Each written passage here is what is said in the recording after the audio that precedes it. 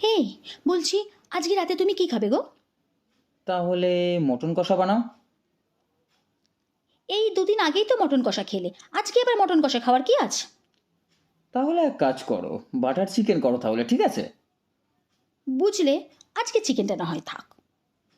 তাহলে এক কাজ করো, তুমি চিংড়ির মালাইকারি করো।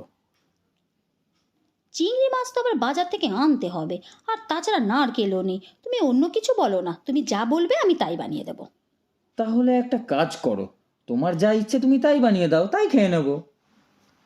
না না না, তুমি বলো না কি খাবে, তুমি যেটা বলবে আমি সেটাই বানিয়ে দেবো। বলো কি খাবে? শোনো, তুমি তাহলে এত করেই যখন বলছো, তাহলে একটা কাজ করো, ওই ডিম তো আছে আমি জানি, ওই ডিমের কারি তাহলে করো তুমি। এই গরমে আর ডিম টিম খেও না, হ্যাঁ। এসেছে আমাকে তো লিস্ট ধরাতে, এত খাইয়ে খাইয়ে হচ্ছে না। শোনো, আলু ভাতে করেছি আর বাড়িতে ঘি আছে, ওই ডাল আলু ভাতে ঘি দিয়ে চুপচাপ খেয়ে নাও। হুম, এটা খাবো সেটা খাবো, মটন কষা খাবো, চিকেন খাবো। হুম।